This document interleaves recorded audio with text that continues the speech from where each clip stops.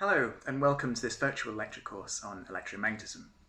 I'm Dr. Andrew Mitchell, and in this lecture I want to talk about electromagnetic waves. This builds upon the other recent lectures on the dynamical phenomena within electromagnetism, and in particular we'll explore some of the consequences of the Faraday law, which tells us about how a changing magnetic field can induce an electric field, and the Maxwell-Ampere law, which tells us how a changing electric field can generate a magnetic field. So, combining these two phenomena together, we can understand the propagation of light as an electromagnetic wave. The changing electric fields and the changing magnetic field can actually mutually sustain each other, even in the vacuum, when there are no charges or currents present. So in this lecture, we'll explore some of the properties of these electromagnetic waves. We'll see how they are transverse waves. We'll calculate the Poynting vector for electromagnetic waves and see that the direction of propagation of energy is in the direction of propagation of the light itself. In addition to looking at electromagnetic fields in the vacuum, I will also talk about waveguides and how electromagnetic waves can propagate in, for example, transmission lines and waveguides.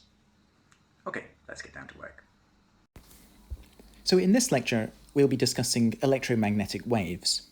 The starting point is to remind ourselves of Faraday's law, which tells us that a changing magnetic field generates an electric field. We also have the Maxwell-Ampere law, which tells us that a changing electric field generates a magnetic field. So this is certainly the story of dynamical phenomena in electrodynamics, because we're talking about changing magnetic and electric fields. And interestingly, the possibility arises that even though there are no currents or charges present in the vacuum, if we have a changing magnetic field and a changing electric field, then they could mutually sustain each other, even in the vacuum. Of course, this does happen. These are electromagnetic waves describing light. So let's see in detail how electromagnetic waves appear from Maxwell's equations, and then we'll analyse these wave equations to deduce some of the properties of electromagnetic waves in the vacuum. Later on in the lecture, we'll talk about what happens when electromagnetic waves are near conductors and think about transmission lines and waveguides and so on. Okay, so first of all, let's start with Maxwell's equations in vacuum. We'll consider first the Maxwell-Ampere law.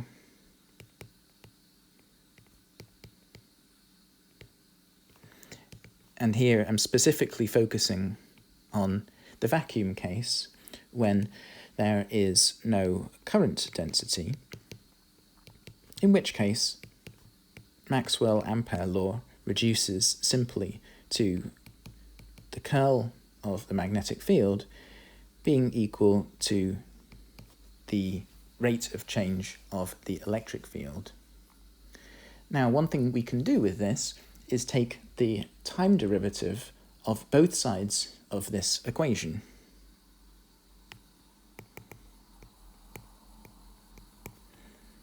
Which gives us the time derivative of the curl of B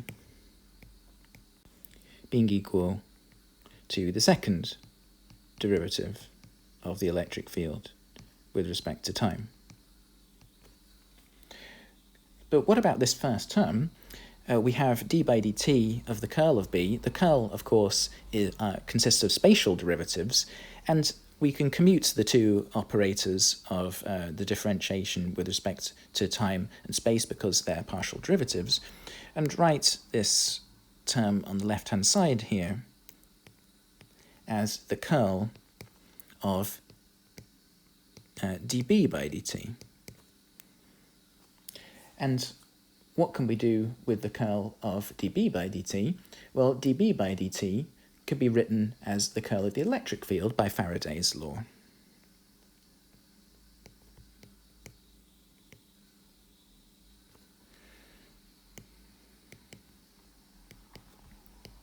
Actually, it's minus the curl of the electric field. Again, this is Faraday's law in vacuum. So that's what we have on the left-hand side, and on the right-hand side we have something proportional to the second derivative of the electric field. So on the left-hand side, we see basically two sets of spatial derivatives. On the right-hand side, we see a double time derivative. And so obviously this is going to be some kind of differential equation. So this thing on the left is a second derivative, the thing on the right is a second derivative, it's going to be a second order differential equation. We can use one of the properties of vector calculus to write this second derivative on the left-hand side in an alternative form, which at first looks more complicated, but then we'll see that there are nice simplifications. Instead of writing the curl of the electric field, we can write this as the gradient of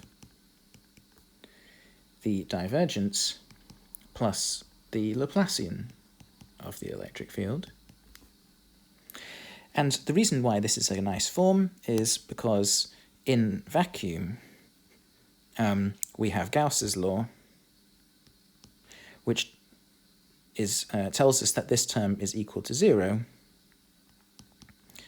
since the charge density is equal to 0 in the vacuum. So overall, we can combine all of this and obtain that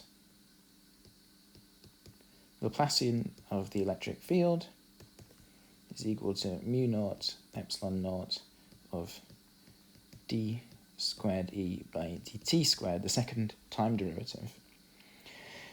We can do something entirely analogous for the magnetic field, and I'll leave that to you to try that out.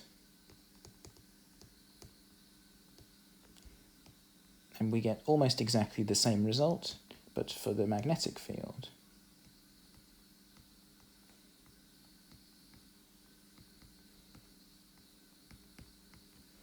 And these equations that I've written down here are the wave equations. They tell you about the propagation of waves. In this case, they are waves in the electric and magnetic fields.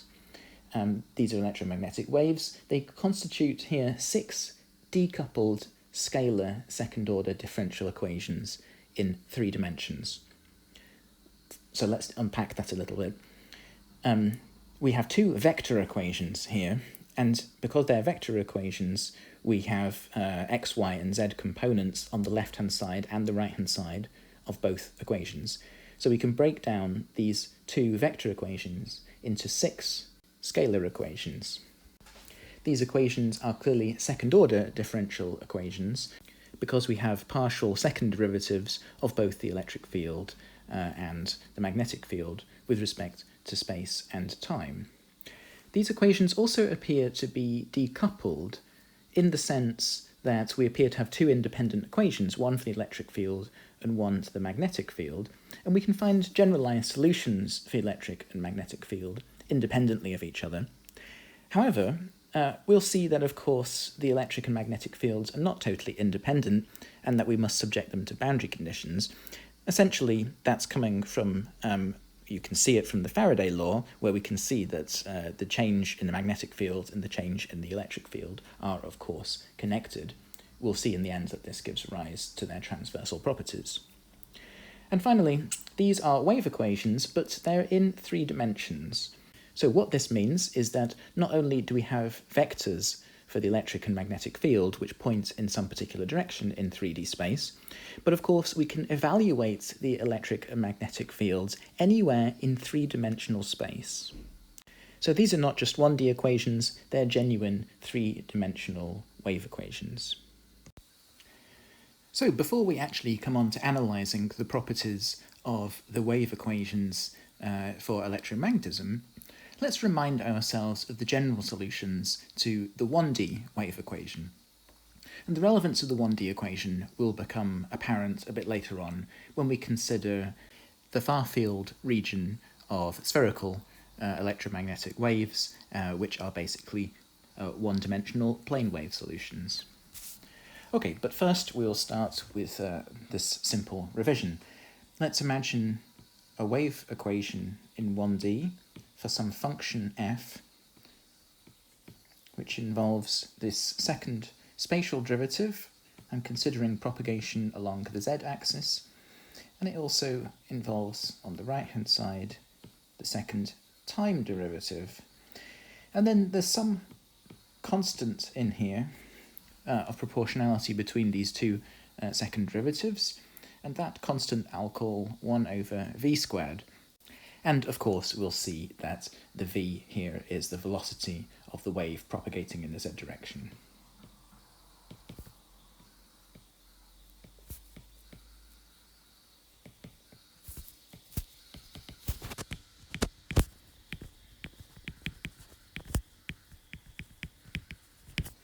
Okay, so the solution to this wave equation is most easily found by using the following substitution. So we let P equals Z minus Vt, and Q equals Z plus Vt, and then we do a change of variables from Z and T to P and Q, and the wave equation becomes very simply this.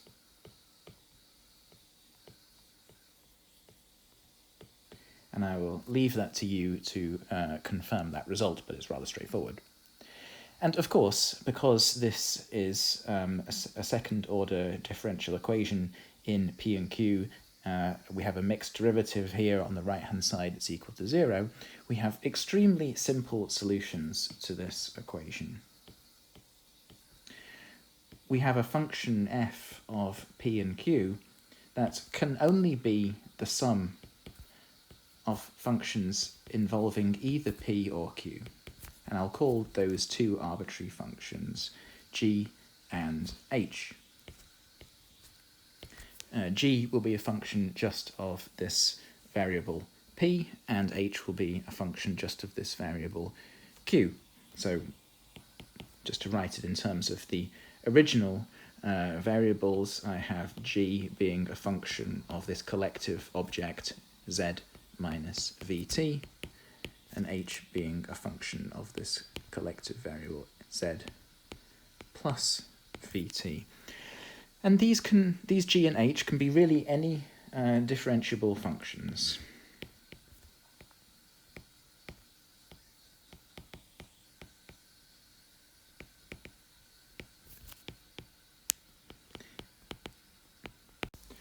So the function g is basically a waveform which moves unchanged in shape along the z-axis at a speed v.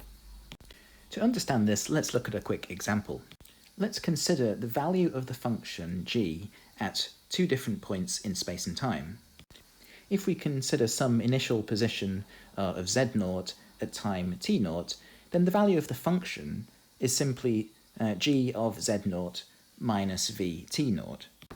Now let's consider some later time, t is equal to t0 plus delta t, and we'll consider a different point in space, z is equal to z0 plus delta z.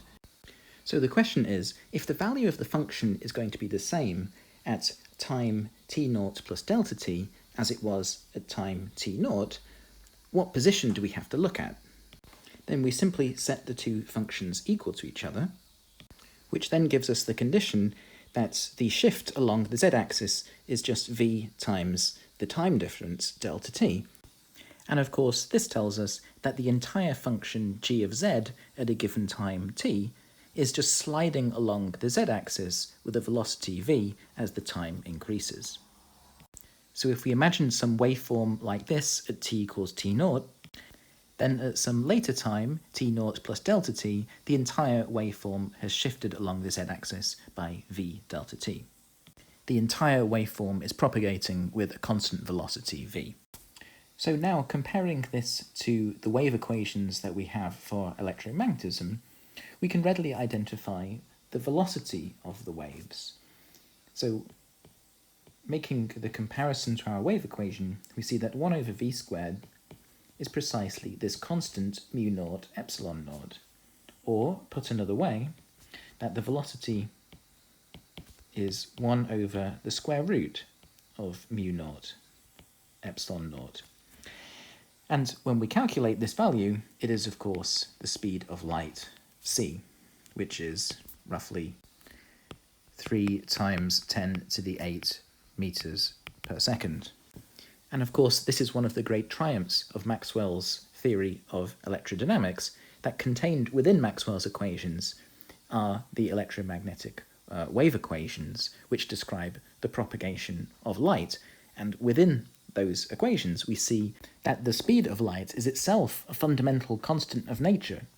The speed of light is almost miraculously related to these other fundamental constants. On the one hand, epsilon naught, the permittivity of free space, describing the strength of the Coulomb force due to a charge configuration, and on the other hand, mu naught, the permeability of free space, telling us the relation between magnetic fields and currents. So these very different kinds of physical effects, seemingly, combined in this particular way, 1 over the square root of mu naught epsilon naught, gives us the speed of light in a vacuum. Furthermore, we see from this that this is a universal constant, independent of our reference frame. There is no reference in Maxwell's equations to any particular inertial frame. This might seem to be a flaw of these equations, that apparently the equations are non-relativistic, and yet, of course, as we'll see later on in this course, Maxwell's equations are a fully relativistic theory, and indeed the speed of light in a vacuum is a universal constant independent of your reference frame. All of that is to come. So before looking at the specific case of electromagnetic waves from the electromagnetic wave equations, let's just go back and remind ourselves of the general solutions to the 1D wave equation. We were just looking at this a moment ago, and we saw that we have a waveform which propagates along the z-axis at a constant velocity v. Before continuing, I want to show that the general solutions to this 1D wave equation can actually be decomposed as a superposition of complex plane waves. So first of all, we'll write the general solution to this 1D wave equation, f of z and t. The function depends on both the position and the time. The first step is to write this as the real part of some complex function, which I'll call f tilde of z and t. So we're introducing a complex function, the real part of which is the actual solution that we seek. And now we're going to decompose this complex wave as a superposition of monochromatic plane waves propagating along the z direction with a frequency omega and a wave number k. So this is basically a Fourier decomposition of the function f tilde.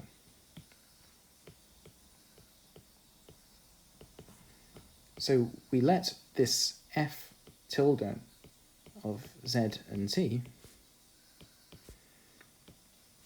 be an integral over the wave number k of functions f tilde of k.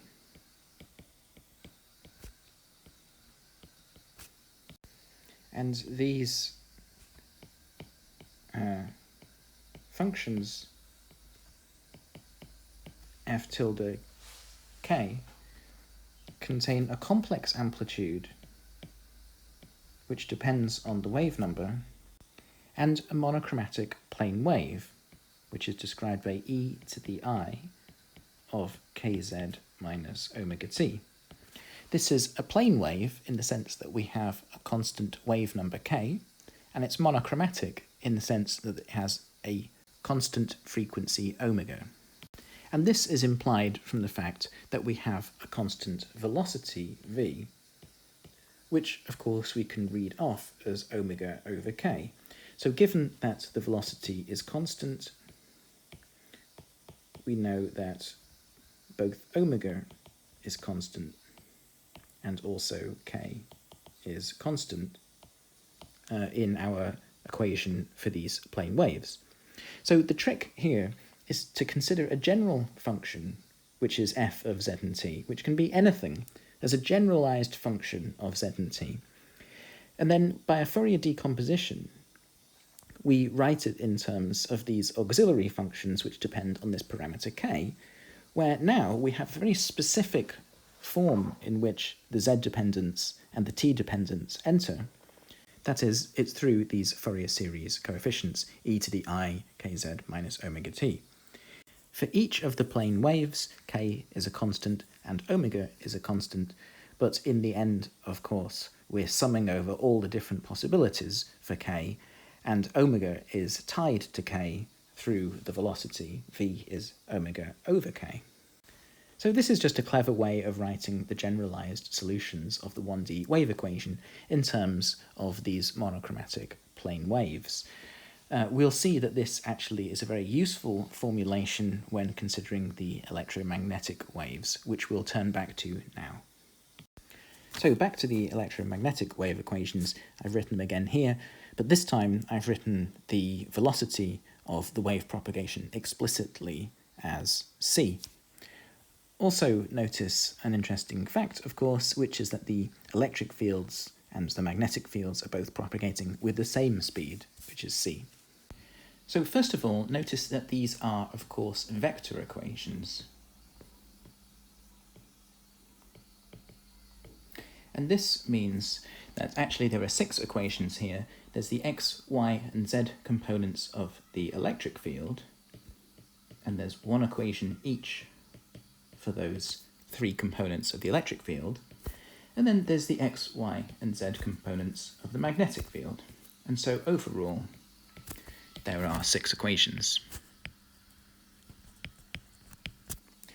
Furthermore, these equations are 3D wave equations.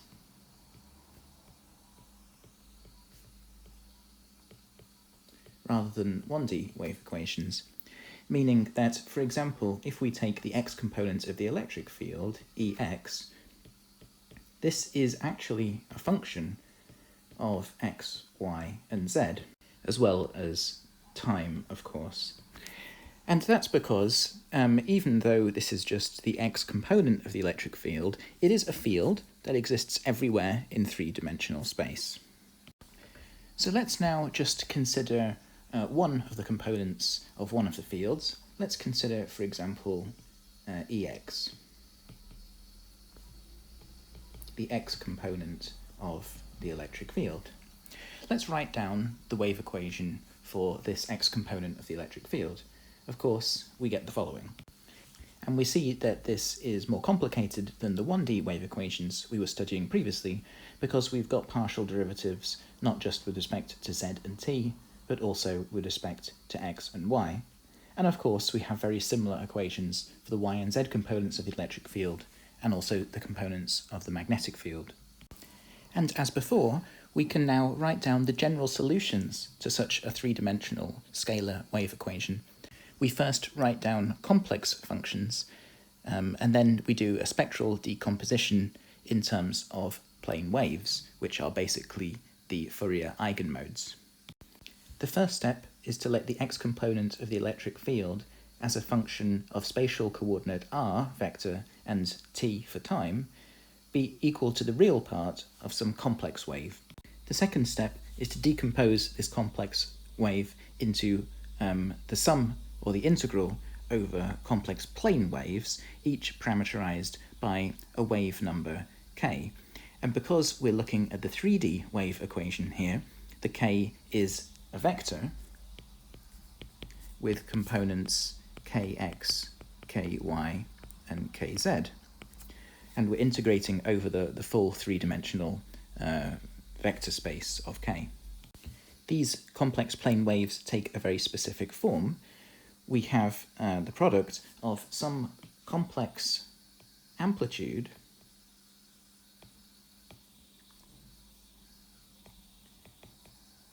which depends on the wave number k, and we also have the Fourier factor e to the I k dot r minus omega t.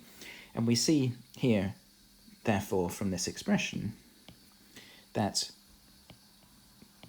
this k vector is the direction of propagation of the wave.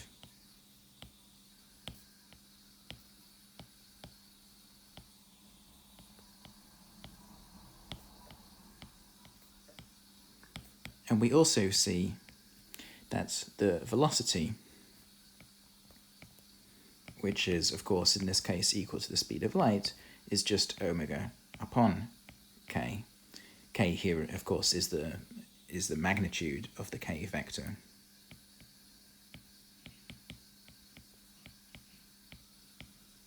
It's the modulus of that vector. So now when we consider the general solutions for the electric field, which is a vector in 3D space from the wave equation, we have the following. This involves a complex wave amplitude. We see the usual plane wave factor, e to the I k dot r minus omega t. K is, of course, the wave vector describing the direction of propagation in the direction of the k vector. Omega is the frequency of the wave. And now we have this additional factor coming from the fact that we have a vector, and this is a unit vector, this n hat, which describes the wave polarization. Now, of course, these are the plane waves with a constant wave vector, and to get some general solution to our wave equation, of course, we integrate over all possible values of the wave vector. And, of course, we fix the constants in this equation. First of all, for a given wave vector, the frequency is completely determined by the velocity from this expression. But we also have some free parameters in there. We have the unit vector describing the polarization. This is the n hat. And we also have the complex wave amplitude, which also depends on the wave vector. And to set these, we need to, first of all, use the boundary conditions and also look again at Maxwell's equations. Okay, so this is the general solution. For the electric field, we have something completely analogous for the magnetic field. And we have this equation, which looks very similar, except that we have, in general, different complex wave amplitudes, b of k, and we have a different wave polarization, which I've denoted here, m hat of k. So let's consider an example. Let's take some specific electric field propagating along the k direction, and we'll say that the k direction is parallel to the z-axis, and we'll imagine that the wave has a constant frequency, omega, and of course, because omega and k and the velocity are all connected, if we have the waves propagating at the speed of light and we fix the direction of the wave vector, then automatically the frequency comes out as constant. And we'll also suppose that there's a particular polarization. Now, the waves are said to be transverse if they satisfy this expression, and this means that the wave vector should be perpendicular to the polarization vector. But of course, the polarization vector is a vector normal to the polarization plane. So k dot n hat equals 0 means that the wave vector should be lying within the polarization plane itself. So how does that look? So our wave is going to be propagating along the z direction, and we have a polarization vector n hat, which we can parameterize in terms of some angle.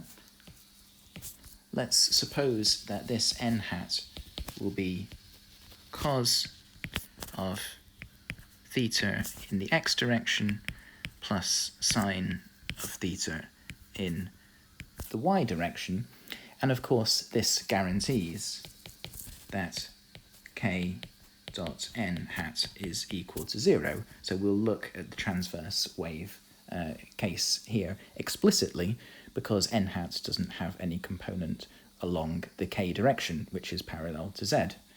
So let's consider a couple of examples. Let's consider first the situation with theta equals 0. Why not? Theta equals 0 means that n hat is just purely in the x direction. So, because n hat is in the x direction, we have a wave that looks something like this. Forgive my bad sketch. And what this means is that the electric field is, of course, a vector, and it is pointing along these directions that I'm indicating with the arrows. And with the polarization set to theta equals 0, these vectors are purely in the xz plane. Whereas if we consider, for example, theta equals 90 degrees, then the n hat lies purely in the y direction, and therefore that is the plane of polarization, meaning that the wave is completely in the yz plane, as indicated here. Obviously, the condition k dot n equals 0 for transverse waves is quite a stringent condition, but actually that's the relevant one to electromagnetic waves, as we'll see. So now let's take a look at plane waves in some more detail. Let's suppose, for example, that an electromagnetic field is produced by a varying current in a coil, and the current oscillates with a constant amplitude and a constant angular frequency. Or we could also imagine an oscillating electric dipole, which we'll discuss in the next lecture. The fields produced will also oscillate at this same angular frequency omega. However, the waves travel at a finite speed, which is the speed of light, and therefore it takes a finite amount of time, d over c, for waves to propagate a distance d, as they spread out from the source. If we imagine an effective point source, then these waves will have spherical wavefronts. The wavefronts are surfaces over which the fields are in phase, and so if we have a point source, or an effective point source, then the wavefronts are spherical shells that are centered on the source. A given wavefront is spreading out over time away from the source, so that the radius of these shells is increasing with time. And the important point is that when we're far enough away from the source, spherical wavefronts actually look like flat planes when we're looking locally. So we just look at a small part of the spherical wavefronts, and we're far away from the source, and these things look like flat planes. And indeed, over small enough regions, any wave is essentially planar, provided the wavelength lambda is smaller than the radius of curvature of the wavefront. This is the so-called far field region, where electromagnetic waves look like plane waves. So in this illustration, we see that from a point source, we have wavefronts that are basically spherical. Let me exaggerate this on the diagram. Imagine that these are really spherical wavefronts.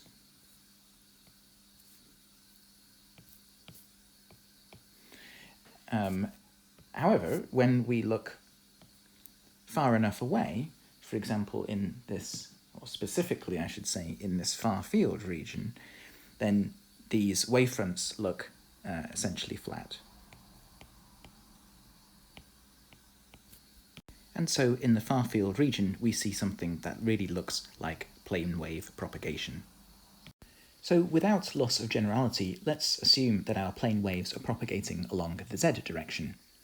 If that's the case, then because they're plane waves, meaning that the wavefronts are planar in the direction perpendicular to z, then of course that means that there is no variation or dependence in the field along the x and y directions. In turn, this implies something about the mathematical structure of these equations, namely that the derivatives, the partial derivatives along the x direction and the partial derivatives along the y direction of the field must be equal to 0. And of course this holds for the whole electric field, and so on the right-hand side of these equations I actually have a 0 vector, meaning that we actually have 3 equations here. We know that the x component of the electric field has no dependence in the x direction. We know that the y component of the electric field has no x dependence, and we know that the z component of the electric field has no x dependence. And we also know that the x, y, and z components have no y dependence.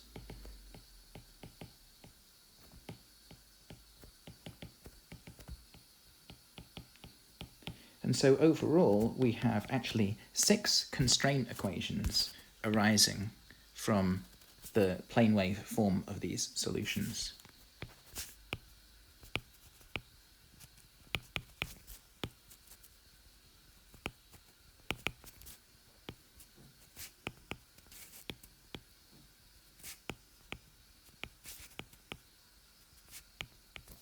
And of course, all of this is valid in the far field region.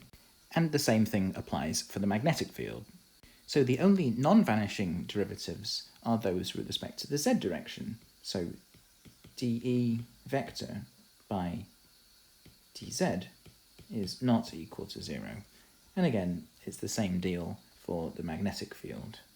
And so our wave equation in 3 dimensions reduces to a wave equation in 1 dimension. We have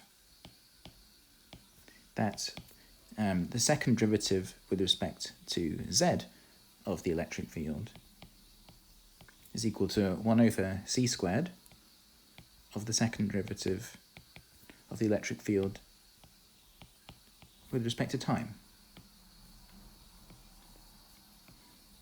So this is actually why we looked at the 1D wave equation and properties of that at the beginning of the lecture, because we see that electromagnetic waves in the far field region actually reduce to these effective 1D wave equations. And we already looked at the general properties of those things. So now we'll see that Maxwell's equations actually provide us with effective boundary conditions on the general solutions to these wave equations. So let's see how that works. In particular, we'll see that there are more constraints coming from Maxwell's equations.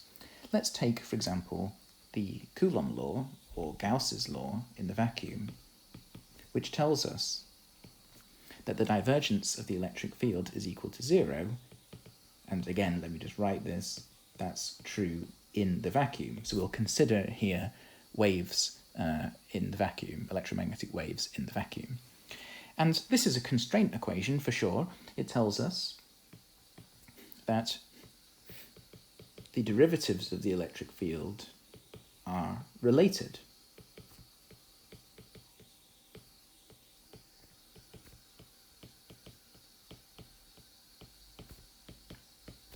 And since we have plane waves, we already know that these things are both equal to 0.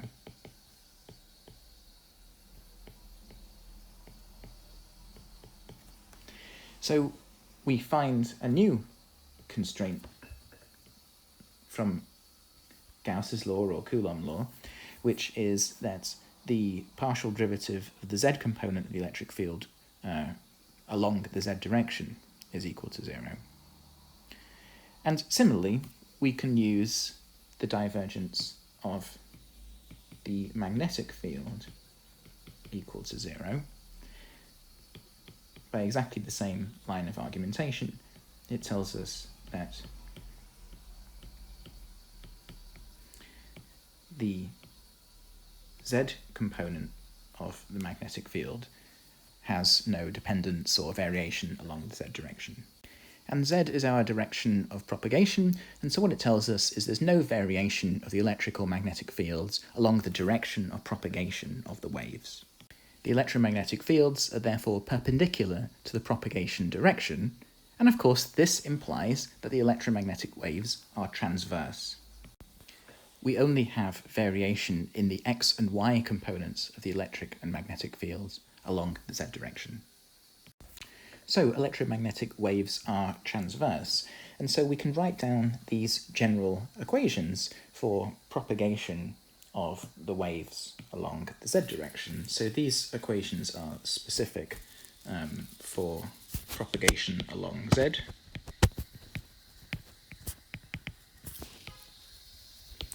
But otherwise they are completely general. If I wanted to have some arbitrary direction of propagation, I just do a rotation of these equations in 3D space. So the electric field and the magnetic field here depend on Z and T only. There is the usual plane wave factor here involving the wave number k and the frequency omega, which are of course combined to give the velocity of the waves.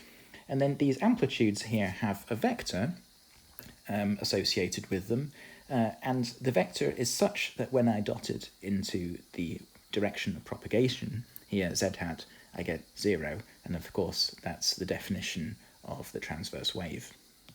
The way these equations are written down here, they look like the electric field and magnetic field are totally independent wave equations. However, that is not the case, because we know that the electric fields and magnetic fields are connected through Faraday's law. Here's Faraday's law. Again, we'll consider the vacuum, and we see that of course the electric and magnetic fields are connected, so these are not totally independent phenomena. We again see that Maxwell's equations provide boundary conditions which connect our two generalized solutions for the electric and magnetic fields. So let's explore the consequences of Faraday's law for these solutions that I've written down. Well, let's just compute the left and right hand sides in component form and see what we get. First of all, let's look at the curl of the electric field. I can form that from the cross product of the differential operator dx, dy, dz, which is a vector, and the components ex, ey, ez of the electric field. On the right hand side, that's equal to a vector minus dbx by dt, dby by dt, and dbz by dt. So now we just have to compute this determinant on the left-hand side and compare term by term. In fact, it's actually easier than that, because only dex by dz and dey by dz are non-zero because of the plane wave form of the solutions and because we used the Maxwell's equations to get further constraints on the derivatives. And in the end, we have two further constraint equations on the derivatives of the electric and magnetic fields, but this time it's connecting the electric and magnetic fields. So they're not totally independent, they're connected through Faraday's law. And so from the general solutions, which I wrote down earlier, we can just take the derivatives and compare them. So we take these general solutions and we take the derivatives required from equations 1 and 2 there and equate them. So what do we get?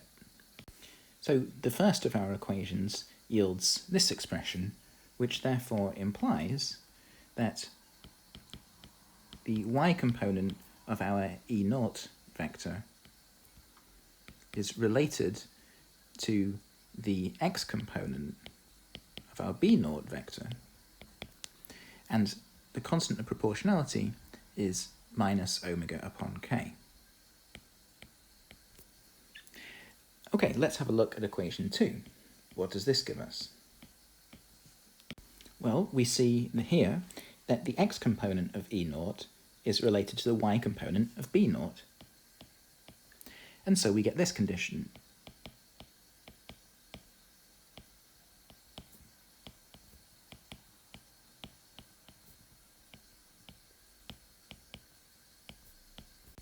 And notice also that this combination here, omega over k, is of course equal to the speed of the wave propagation, here the speed of light c. And since the waves are transverse and propagating along the z direction, we know additionally that the electric field dotted into z is equal to 0, and the magnetic field dotted into the z direction is equal to 0. And we can combine these various conditions into a single equation. So we can combine all of this information together to find a connection between the magnetic and electric fields in electromagnetic waves. What we find is the magnetic field B is simply 1 over c of Z cross E. This actually contains all of those conditions that I mentioned previously. And this is for waves propagating along Z.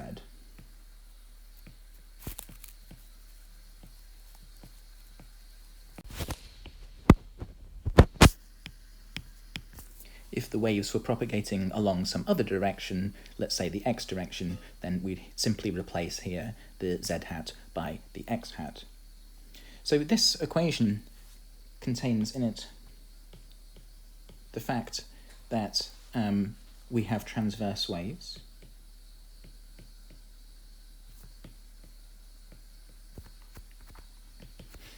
meaning that the electric field dotted into the wave propagation direction z hat, the magnetic field dotted into the wave propagation direction z hat are equal to 0. We have that the waves are mutually perpendicular.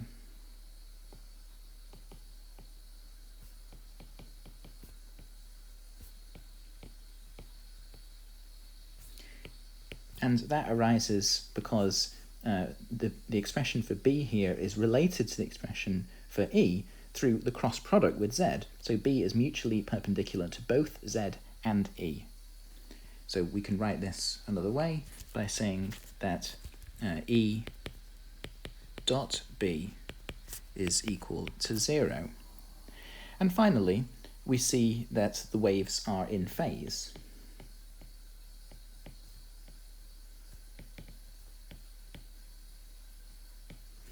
And that's just because the Z and T dependence of the electric field is the same as the Z and T dependence of the magnetic field, as you can see from this expression. Of course, so far we've been looking at the complex solutions to the wave equation. We need to take the real part to obtain the physical solutions for the electromagnetic plane waves, and therefore we see the following. These are obtained just by taking the real part of these complex functions, noting that e to the I theta is equal to cos theta plus I sine theta. And here I've been a little bit more general. I've specified an arbitrary direction of wave propagation, which is along the k direction. So we see inside the cos here we have k dot r. Also, the magnetic field is related to the electric field through the cross product with k hat this time, rather than z hat.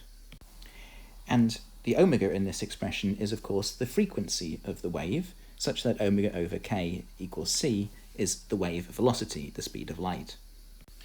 And the E0 vector here contains both the amplitude and the polarization direction. The magnitude of E0 is, of course, the wave amplitude, and E0 hat, the normalized unit vector, is the electric field polarization direction. Of course, the magnetic field polarization direction is at 90 degrees because of the expression that B is K cross E.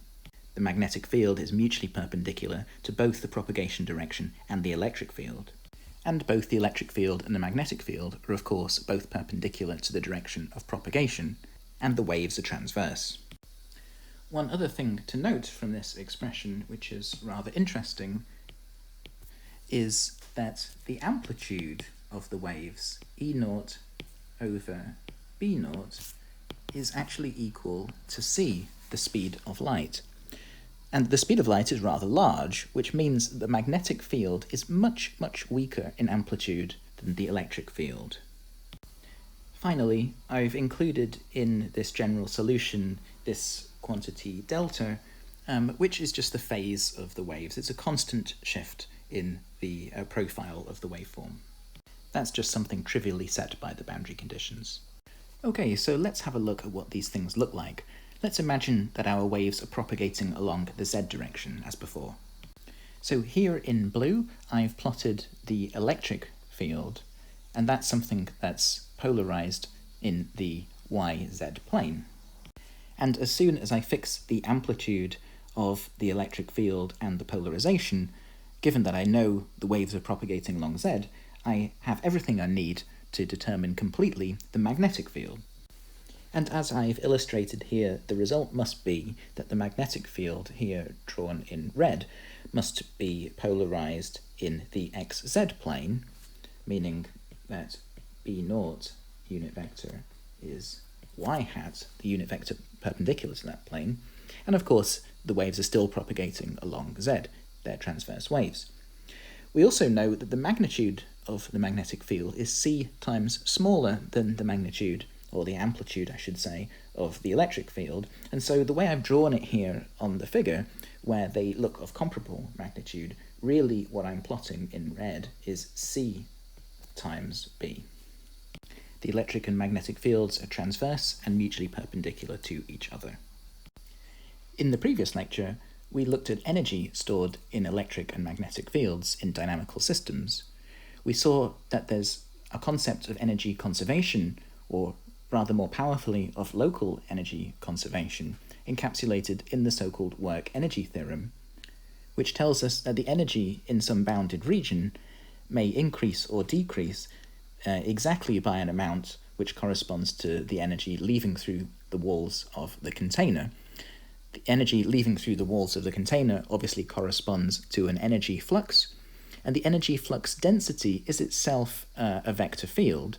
The vector is called the Poynting vector. It tells you about how the energy is flowing in a system. So let's apply that concept of the work-energy theorem and of the Poynting vector to electromagnetic waves. We saw in the previous lecture that the Poynting vector, which describes the energy flux density,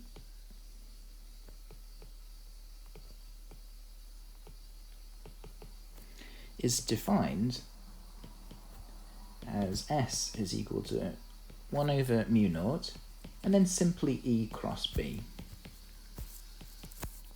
For electromagnetic waves, we've just been at pains to work out what the electric and magnetic fields are, and so we can easily compute this object.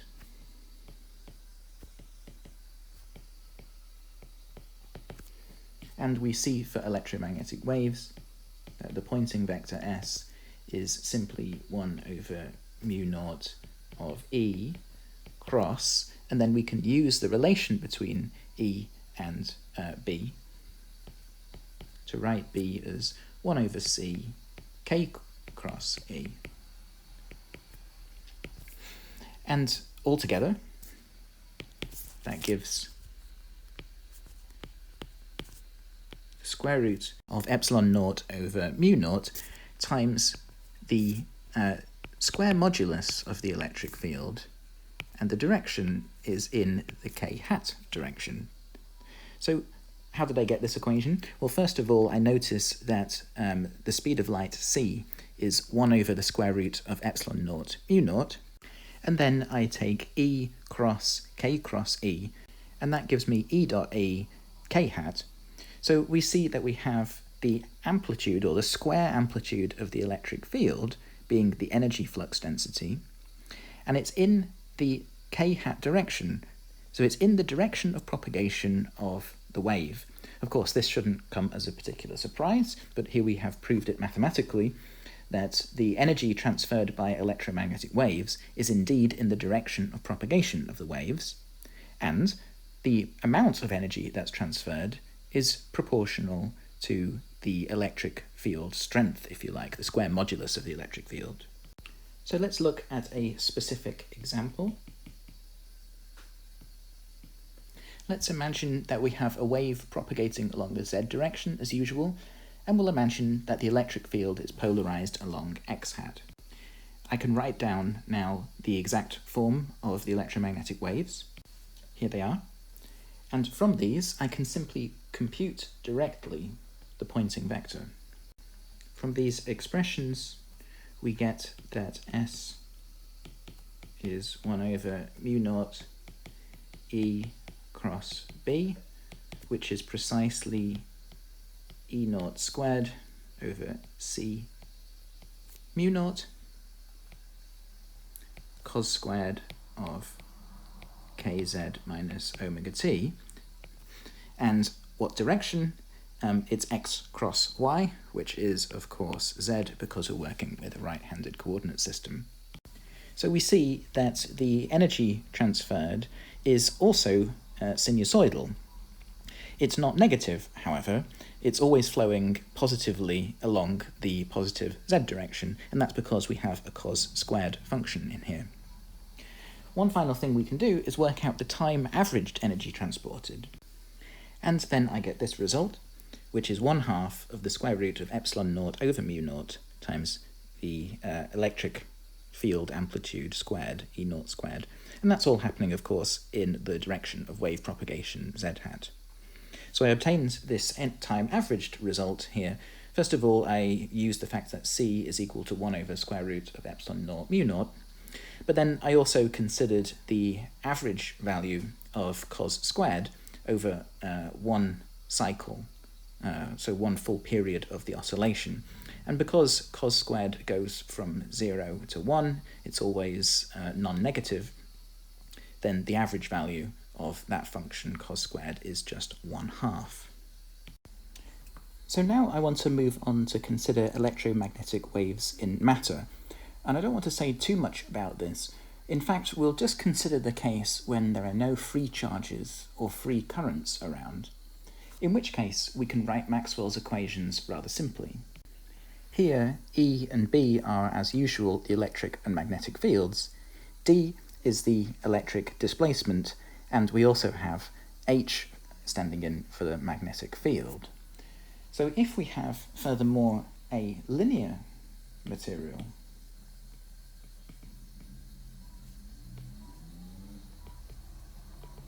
or a linear medium, then we can furthermore write that the electric displacement D is just proportional to the electric field, and H is proportional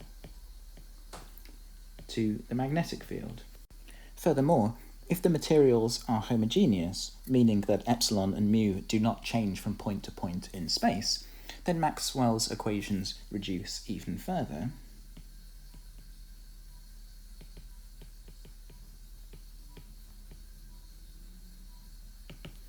We get that the divergence of the electric field is equal to 0. We get that the curl of the electric field is equal to minus dB by dt, according to Faraday.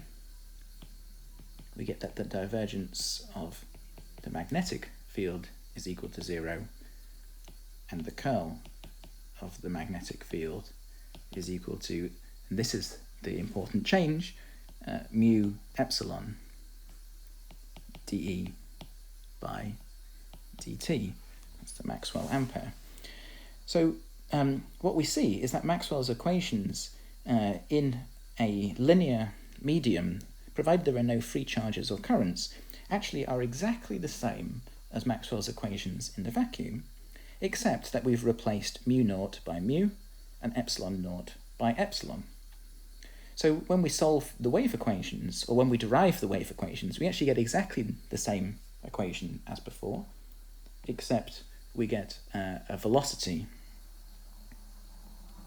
in this medium, which is 1 over square root of epsilon mu, rather than 1 over the square root of epsilon naught mu naught. And this thing is almost the speed of light. It just gets modified a little bit by a parameter that we call n. This n is, of course, the index of refraction.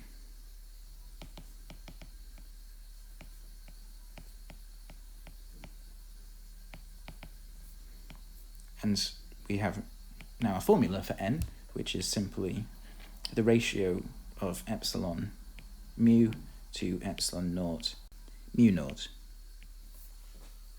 And furthermore, since in most materials mu naught and mu are roughly the same, we have that the index of refraction n is basically the the square root of the dielectric constant epsilon r, which is of course just epsilon over epsilon naught.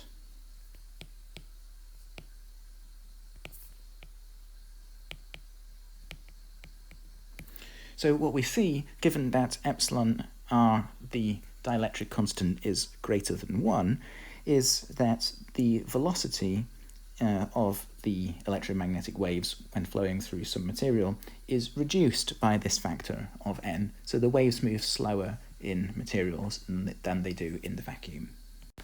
So the punchline is that electromagnetic waves in matter are exactly the same as electromagnetic waves in the vacuum, provided we're talking about linear materials which are homogeneous with no free charges and currents around. The only difference is that the wave equations contain a velocity that is not the speed of light in the vacuum, c, but rather the speed of light in that material, c over n. Now I just want to briefly mention that the laws of geometric optics can actually be obtained from these electromagnetic wave equations. We can understand these results by considering what happens when a wave passes from one transparent medium to another. And we can understand this by generalizing our previous results for what happens to the electric and magnetic fields at an interface between two materials. In the end, this is a story of the boundary conditions. So we want to ask what happens when a wave passes from one material to another. Let's consider the following situation where we have two media, 1 and 2, and they're characterized by different indexes of refraction, n1 and n2. We imagine that we have, for example, some electromagnetic wave, some light ray, which is incident, and part of it will be reflected and part of it will be transmitted into the second medium. Let's say we know the wave equation of the incident ray. The question is, what happens? And we can understand that by considering the boundary conditions at the interface. And generalizing from the results of previous lectures, we obtain the following for the electric field.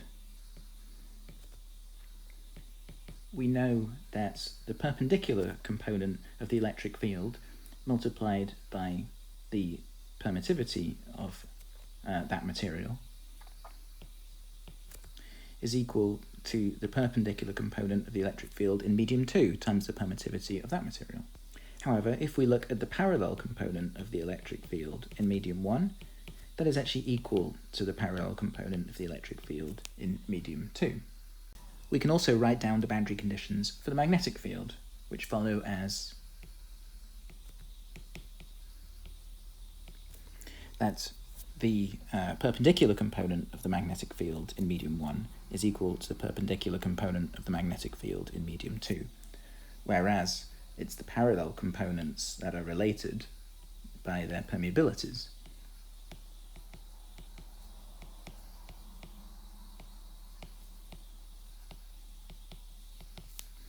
So with these boundary conditions at the interface, and knowing the wave equation and the solutions to the wave equation of the incident light ray, we can now actually work out everything about these simple geometric optics systems. In particular, we can work out the fundamental laws of geometrical optics, including Snell's law. We can understand, for example, the Fresnel equation. We can understand concepts of reflectance and transmittance, and even absorption, dispersion, skin depth, and these kind of things. This is a wonderfully rich topic, of course, and I don't intend to do all the derivations here. In fact, that's best left for an entire lecture course on geometrical optics, so I won't say anything more about it here. So the final topic I want to discuss in this lecture is that of waveguides. So far, we have dealt with just plane waves of infinite extent, and now I want to consider electromagnetic waves which are somehow confined, for example, in some conducting material, a transmission line, for example, which could just be a metal pipe, or it could be a coaxial cable or something like that. As a simplification, let's restrict our attention in this lecture just to waveguides which are made out of perfect conductors, such that the electric field is exactly zero inside the material, and the magnetic field is exactly zero inside the material. And importantly, the fact that the electric field and magnetic field vanish inside the walls of this material, the waveguide, that implies some boundary conditions. And these boundary conditions at the walls of the waveguide are, as usual, that the parallel part of the electric field must vanish, and that the perpendicular part of the magnetic field must vanish when we're exactly at the walls of the waveguide. If this was not the case, then charges in the conductor would start to move and currents would start to flow, and there would be a redistribution. This transient behaviour would quickly settle down, and the electric and magnetic fields would be zero inside the conductor, and therefore the parallel part of the electric field and the perpendicular part of the magnetic field would vanish in the equilibrium configuration. So for concreteness, let's consider a hollow rectangular waveguide made out of some perfect conductor. So we'll consider some metallic structure here depicted in blue, with the cross-section in the xy plane and the axis of this tube running along the z direction. We're going to consider monochromatic waves that propagate down the tube.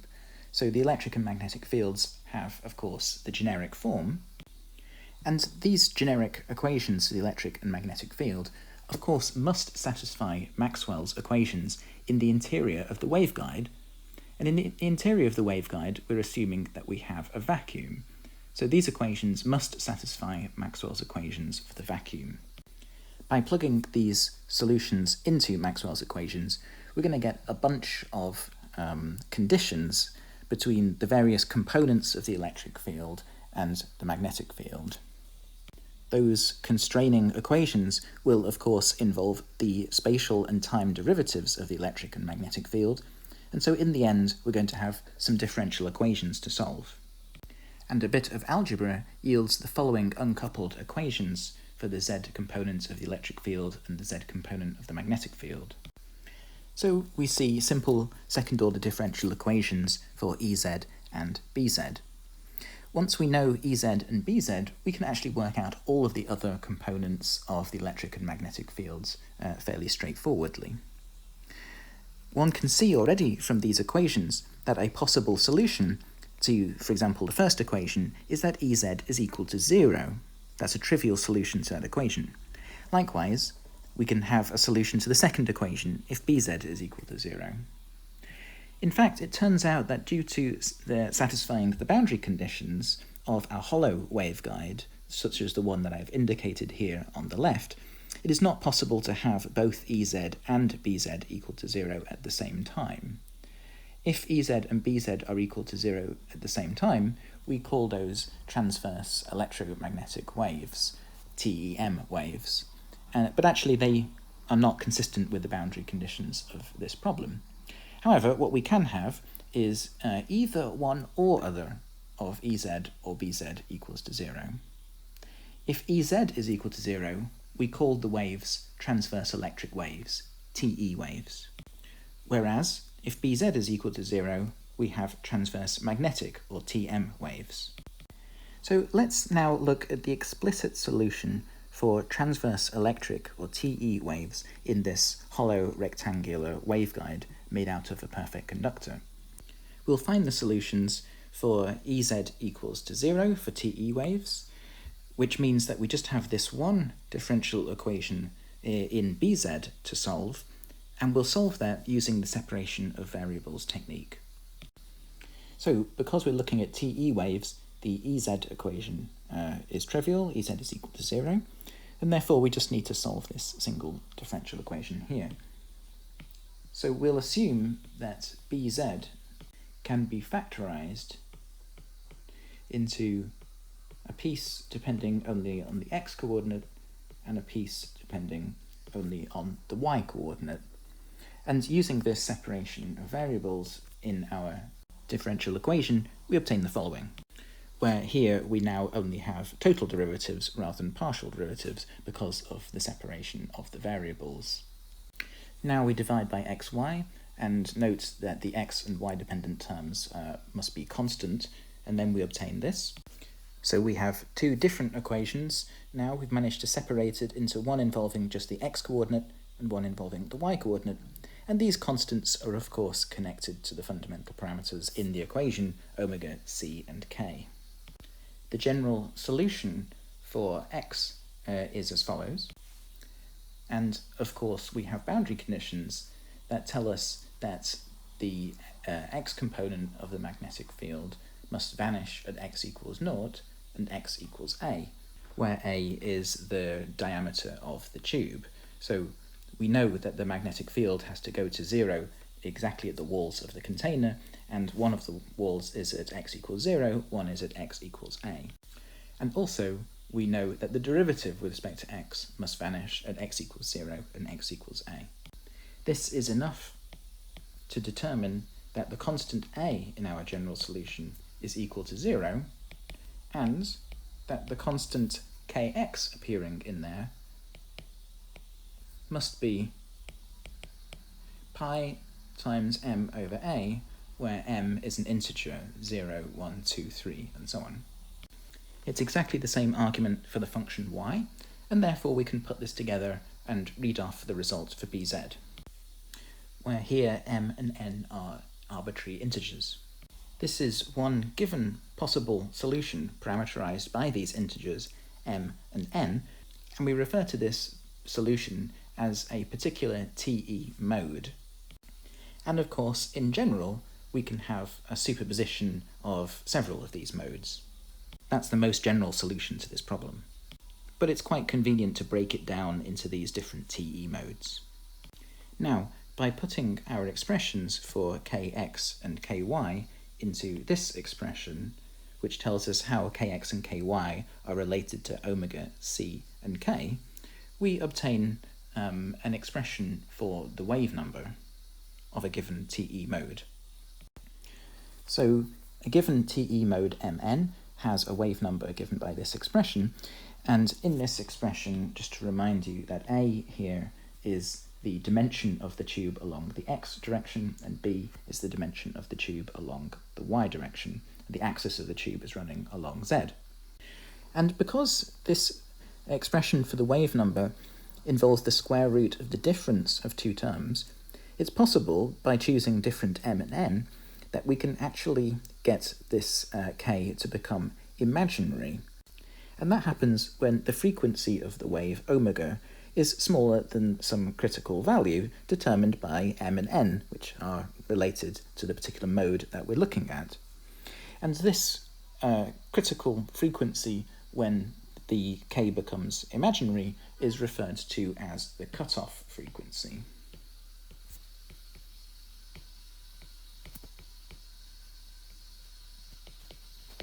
Why is it called the cutoff frequency? Because if we imagine plugging this k into our expression for the generalized expressions for the electromagnetic waves, and if k is imaginary, then instead of having sinusoidal travelling waves that go down the waveguide, we instead have exponentially attenuated fields. So this cutoff frequency here is a frequency below which we cannot sustain travelling waves down our waveguide. We can also look at the lowest cutoff frequency, which is omega 10. Remember that the cutoff frequency depends on the mode that we're looking at, which is parameterized by this m and this n. The lowest cutoff frequency, therefore, is the lowest combination of m and n. And m and n can't both be equal to 0, because otherwise the wave would not be oscillating at all.